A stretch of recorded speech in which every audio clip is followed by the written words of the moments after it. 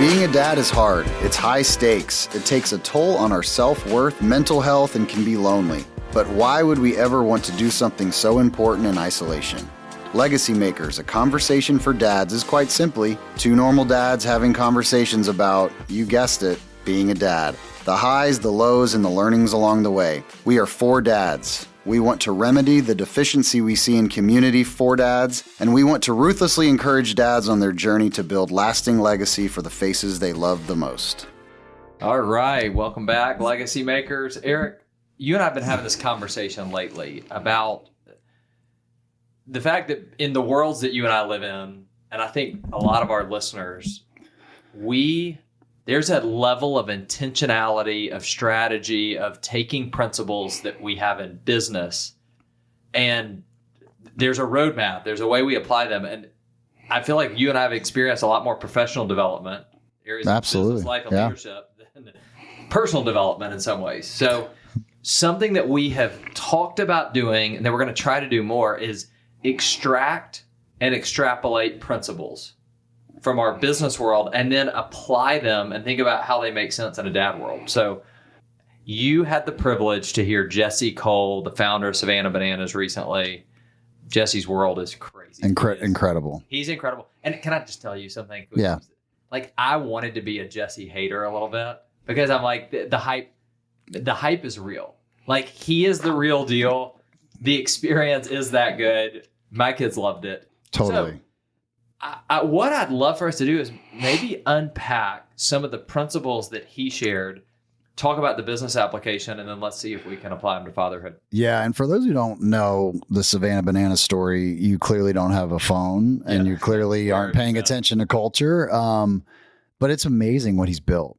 And you know what? It's kind of funny too, because like people see it now, and they're selling out. I mean, they sell MLB stadiums. They sold out Clemson University. They recently sold out where the Tennessee Titans play up in Nashville.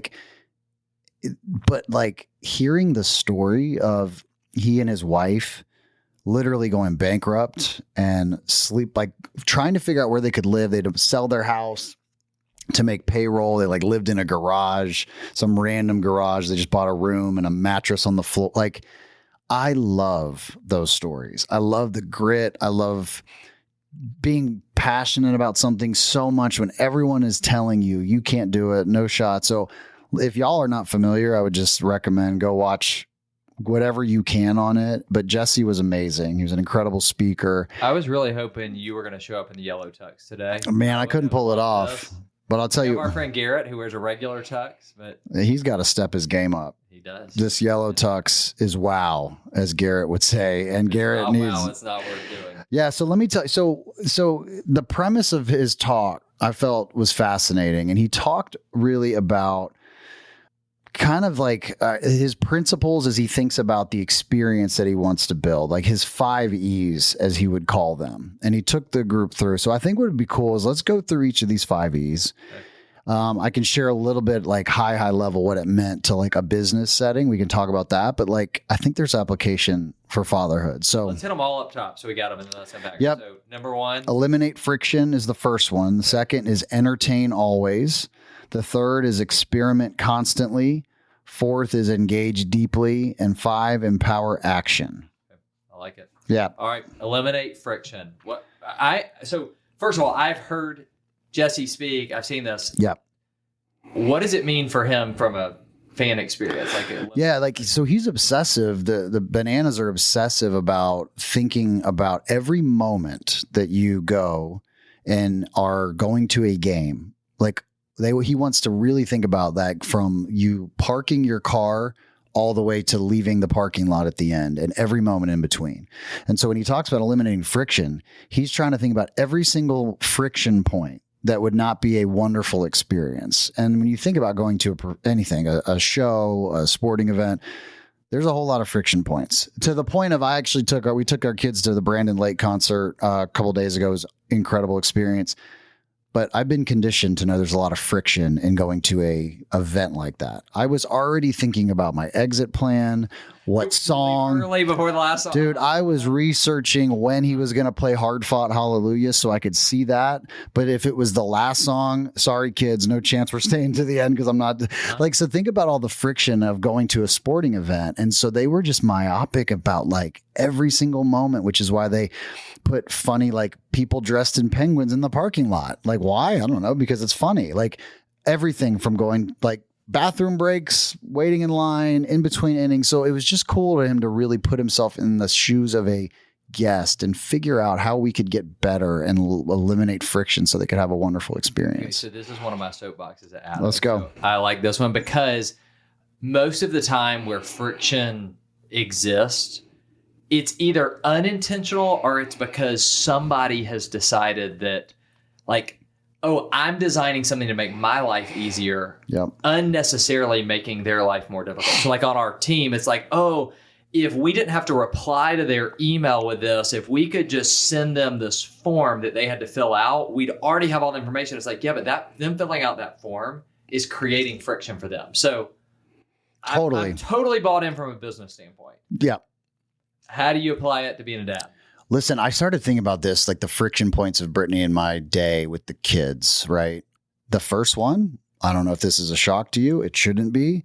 Mornings are the most friction filled ever.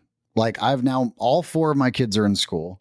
My little sleeping princesses that are in kindergarten, one of which could sleep 16 hours a day. And when she doesn't get enough sleep, she is an absolute terrorist. And the morning time, it's just not good. And the bus comes at 6:53 in the morning. So early. This is an example. So like it has been a source of angst. It's caused marital frustration, right? Especially, and sometimes I probably don't make, like when I'm traveling, Brittany's always like, well, it's much easier. Dad's not home, right? So there's something about me in this mix that I guess I have to figure out. We'll figure that out another day. But like when I get the girls up, it went from a complete disaster to now it's kind of something to look forward to. And I want to tell you the way we eliminated friction. It's a little thing called daddy stretches. Okay. It's like a routine you guys do? Or? It is. I get them up very kindly. We do a daddy stretch. I stretch their arms. I stretch their legs. Seems stupid. We do little stretches. We laugh about it. Little tickles. They love it. They love it. And to the point where the other morning I was running too quick, turned the light on, our girls, time to get up. And they're like refusing to move until there was a daddy stretch. So that's an example. There's all kinds of things I think when we think about it, like could be afternoon drop off. It could be carpool. It could be bedtime for a lot of people. It could be dinner, could be a point of friction. But as dads, I think we need to take that principle of how do you eliminate the friction? How do you approach a situation a little bit differently? If bedtime is hard, how do you go and maybe you go and pray or meditate or take a moment and get yourself ready for the craziness? I don't know, but I love that idea of thinking about where are the friction points right now in my life as a dad with my kids or with and like, how do we reframe it and go about it differently? Don't just accept that all mornings are always going to suck. How crazy is that? Yeah. It's like, and what you're saying is, you're not just trying to make your life easier. Because that's when I hear this initially, it's like, how do I remove friction from me? But how do we remove the friction that creates relational tension or challenges that hinder us from like just being fully present with our kids? Or absolutely. Just, like, enjoying the other parts. Or how do you, or also like to ensure your kid, like the reality is like we're launching our kids. We're launching them off into the world. That's what we're doing. When my kids leave for school, I want them to be in a good mood and excited and happy. Like I don't need them to be like, okay, that was a tense 30 minutes. Everybody's screaming. My hair wasn't brushed. Like, you know what I mean? So yes, like for the family, but also to give my kids the best chance to succeed. So in the same way we do this in business, I love this. You wrote that we should do a fatherhood friction audit this week. So I think it's different for each of us, but we've got to be willing to look at our situation and say, where are these points that we're consistently having issues with every week? Absolutely. We realize in ours, it's Sunday. So 2 of our kids aren't in school at the same time as our oldest. So for us, Sundays are the time where all 5 of us are getting up and getting out the door at the same time for church. And we need church by the time we get there because we're like, it's chaos. So totally. Fatherhood friction audit. I like it. Encourage everybody to just pick one thing. You all, if you're listening to this and you hear this kind of concept, I guarantee you your mind went to exactly a moment, right? The second thing, entertain always. Okay, this is what you said that Jesse said. The noblest art is making others happy. Yep. And I think that was a P.T. Barnum quote. Someone can chip. Yep. And I love that concept. And you think about that. Now, be careful though, because as a father, I know one way to make my kids happy. Ice cream. Yeah. Or we go to Target to pick something up. They get a toy too because we're a Target. Here, hand them your phone. Here's my phone. Here's a device. So I think we have to reframe what happy truly means in the context of our kids and where they are. But it's still, I think the principle still holds that it's your joy maybe, right? Like from a business side, it's easy to see, Savannah Bananas entertaining, but I think the greatest businesses, people enjoy, like there's something that you enjoy when you're buying something from them, but where your shopping is a pleasure or where your experience is good. So, Walt Disney used to say, people would be like, oh, you need to be more educational. And he's like, I would rather entertain and hope they're educated than educate and them never listen. And so I think the idea here is about creating connection with the kids. I think that's right. This is not dad being like Bozo the Clown. This is dad being like a positive presence instead of when you walk in, everybody is scared and it's the 10th time. Do you guys watch Bluey? We do, yes. All right. So Bluey, I think, is a fantastic show. There's a lot of shows, even ones that are not age appropriate for little kids. Bluey to me is the best representation of what a dad should be. Hot take right here. That's a hot take. Yeah. If you haven't watched Bluey, go watch Bluey. And how do they depict their dad? He is creating joy all the time. There's never a moment where dad yells at the kids or is a grumpy old dad coming in from work or like the disconnected dad who's not paying attention and missed the ball game. He is always playing with the kids. He always is stopping and being present when he's there. Where the kids are messing around, he's teaching in a kind way. And so as weird as that sounds, like that's where my mind goes when I think about creating connection and I think about creating joy. I think about the legacy we want to build is not possible in a joyless home. That's good. It's not. It's just not. And the dad sets the temperature in the house. Yeah, it's good. I think it's really important. Can I ask you a hot take right now? Yeah, please. We're recording this before Halloween. Yeah. When you said Bluey, I'm trying to imagine what the Blumenthal Halloween costume is this year. Do you guys usually do We do. I'm sure this is led by Brittany. Multiple. Multiple, yeah. What is, do you have it picked out for this year? Dude, this is a bad question because Brittany is really struggling right now because she's lost complete control. Okay, kids now say what they want. Well, she already lost the boys like last year. And that's fine, right? They were 11 and 8 at the time. They played along for a long time. My 11-year-old, for 10, 11 years of his life, he had no choice. So that was fine. She didn't realize how little control she has of the girls. So there's a bigger principle there. Yeah. So we were on a walk. Actually, it was yesterday evening. And she was like, well, I guess I'm just not going to dress up for Halloween this year. It was like, she's upset. She's not happy. Well, you got to bring some entertainment there. All right. Number 3, experiment constantly.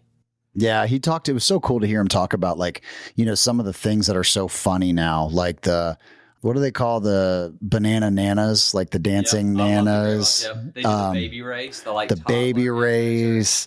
A lot of the things they're known for though, they tried the wildest stuff, man. He was, and I don't even want to try to quote it because there were so many weird things that you heard it, but his point was we don't even know how as a people anymore to experiment and think for ourselves. And he literally says, I write down 5 new ideas. I charge myself every day to write down 5 new ideas. Okay, let me tell you what I like, because if I hear critics of the Savannah Bananas, one of the things is like, yeah, it's a great shtick, but like eventually it's going to be done. Like when you've seen it, you've seen it. But they are constantly innovating by trying new things. Yep. I think that's a good thing for us as parents. Like we feel like Absolutely. we've gotten a groove, we've gotten a rut. Like let's just do it this way. But we want to try things different. Yeah, it could be little, man. It could be, hey guys, we're gonna do this movie night, or we're gonna go as a family and do this activity. It's breaking the norm. You know what I mean? Like it's as little as that. Like, but I think, and some of it may be a flop. To Jesse's point, that some of the ideas they've tried at the Bananas don't work. But like, I think we oftentimes fall into the routine and the rut of this is what we do. We eat dinner at this time. These are our two favorite restaurants. I'm not ever going to, forfeit going to La Paria, but you know what I mean? But like, we've got to figure, you got to try new things, man. One of the guys we hope to get on our podcast soon is a good friend of ours, David Salyers. Mm-hmm. We were working on an Addo retreat a couple years ago, and his idea was like, David, if you listen to this, take this the right way. So he was like, oh, you should like take him to see a movie. I'm like, that seems kind of lame. Yeah. But he was like, part of the experimenting can be just different times. So instead of going to see the movie at the end of the day, we had everybody walk outside of our office at 9 a.m. We picked them up in limousines and we went to see the movie at 9:30 a.m., drinking Coca-Colas and having popcorn in the morning. And so we didn't necessarily do something different, but we did something we had typically done at a different time. And it's some of people's most remarkable experiences. I think, how can I do that as a dad? Like even just Friday movie night, but maybe we do something else. Just do something different. Yeah. Here's a suggestion that like, that movie Yes Day. Go wake up on a Saturday morning when you don't have activities and just say like, all right, guys. What's that like to not have activities on a Saturday? I don't know. I'm saying theoretically in some alternate universe from, 8 a.m. to 12 p.m. today, if you guys have 4 hours, like here's the parameters, go upstairs, plan it. These things are so sticky, but like they're sticky because they're different and new, and you're never going to get there if you don't try to experiment, try to do something else. I like it. I'm taking away this challenge. Like go. Yeah. Try to mix it up a little bit. Yeah. Engage deeply. We talked about the fact like engagement in business is about helping somebody feel seen. So like employee engagement is helping employees feel seen. Mm-hmm. Customers engagement is meeting their needs. Jesse talks about fan engagement. Yeah. What does it look like for dads to engage? To me, the simplest thing that is often hard for us to do as dads, because we feel like we're teaching or we're setting the course or leading the family, is listen with no agenda. Truly listen and get to know your kids individually and hear what's going on. Ask them the right questions, the art of asking questions. An earlier episode that we launched recently was with Larry Hagner from the Dad Edge podcast, and he talked a lot about reframing how he speaks to his children, especially when they have missteps, and it's all about questions. And I think the best way to instead of lecturing, I think that's the biggest thing. And then remember. So I'll give you an example. My son, one of my boys, Bennett, he is not struggled with school, but like it just hasn't been his thing. And he sees his brother who's like on it, and he works really hard at it, but he also is doing really well, his older brother. But Bennett's just never showed like any interest in it. Now we're pushing him and doing the right things, but he came home the other day and I was on a call, and he's very he knows not to interrupt, but like he was so excited and he was holding this piece of paper, and there's something inside of me. So I turned around and I see it. And I see the look on his face. And I like told him, hey guys, hold on. I put my thing on, and I'm like jumping around with him and celebrating. And I just felt it. It was a moment. Like I could have easily shoot him or, hey, good job. But like he was proud of himself. There was something that resonated. But like, had I not been engaged, had I not understood that this was a big moment, like you miss these things, right? I think that's good. That engagement. We also talked about this with Larry. Sometimes it's not the big things. It's those moments like that I bet you many will remember. So that's good. Number 5, empower action. What did he say about that? So I'm trying to think of this. He's told a couple really amazing stories. I think it's similar to like some of the stories we've heard about great brands like the Ritz-Carlton that have somehow figured out a way to instill this desire in their employee base to act like owners, to see problems and go solve them, to be empowered to go take action and do something in a moment. He talked about employees at the Bananas who went above and beyond. I guess there was this situation where they do these things with rain delays. One of their friction that they've, when there's rain, there's a problem. So one of the things that they do in Savannah, where the ballpark's much smaller, is they have all the crew has umbrellas and they will walk guests to their cars with an umbrella. Now, of course, there's some that just go, right? But one of their employees walked this older gentleman, what they thought, to the car. And like an hour later, the employee still wasn't back and they were all freaked out. And she finally came back and like, where did you go? I walked him all the way home. We live like a mile and a half away or something. Wow. But it's like this thought of like the culture they've created has empowered people that work there to go the extra mile and to activate these amazing experiences. And I thought it was such and I think about brands like a Chick-fil-A, like a Ritz-Carlton that they've done that. And I don't know how, like the best way I thought about with kids, like we got to empower them to make their own decisions, So this one, we're just getting to this age kind of in our house with George being 7, Amelia turns 5 this month. This making the shift from control to cultivation, from what I mean, like from trying to make the kids do certain things right away to, instead of that, building their character or their decision making where they're willing to do that on their own. And I think it's what you hit in Ritz-Carlton. It's like that. They're empowered as an employee to make that decision. Savannah Bananas does that. The real success of our kids isn't going to be compliance. It's going to be contribution. It's That's not right. them just falling in line. It's them starting to do these things on their own. That's right. And you have to like figure out as a dad, how do you start allowing that to happen and them making those choices, right? So something as little as, all right, you have a watch. I need you here at 6:30. You can go in the neighborhood. You can't leave the neighborhood. Go do your thing for the next 2 hours. Here's your bike. Wear your helmet. You're in this house at 6:30. All right. If they're at 6:30, what are you going to do? You're going to celebrate the heck out of that. They're going to like, oh my, I'm so proud. Like they're here at 6:31. That's you know what I mean? So I think as you think about if you're trying to do like a pulse check on your legacy or how you're doing as a dad, it happens when your kids start living the values that you've modeled, right? When you start seeing those moments where your kids are saying the thing that you hope they said, or they're abiding by what you asked them to do. When you're seeing that happen, like that's legacy in action. That's good. Okay. I think the challenge for dads, I think everybody should pick one E. Yes. This week. Like not next week, not like this week. Pick one E you're going to try. I'm going to tell you the one I'm going to try. Yeah, I want to hear it. I'm going to try experiment constantly because I feel like I've settled into a little bit of a rut. When they say a rut, it's just a grave with both ends knocked out. We have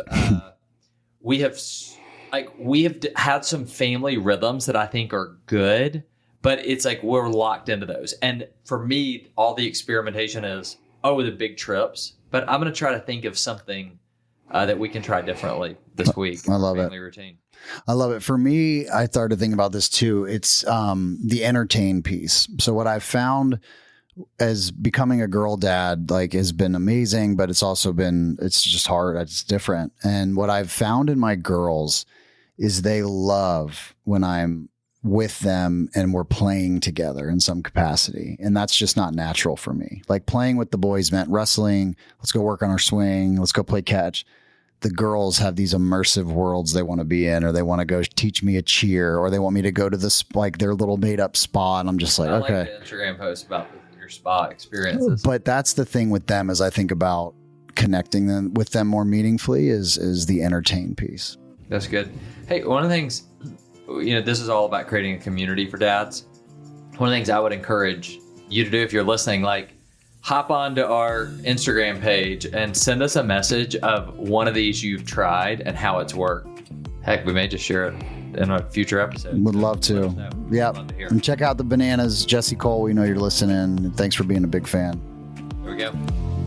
Thanks for listening to Legacy Makers with Kevin Scott and Eric Blumenthal. Make sure you download and subscribe wherever you get your podcasts. This podcast is a production of BG Ad Group. All rights reserved.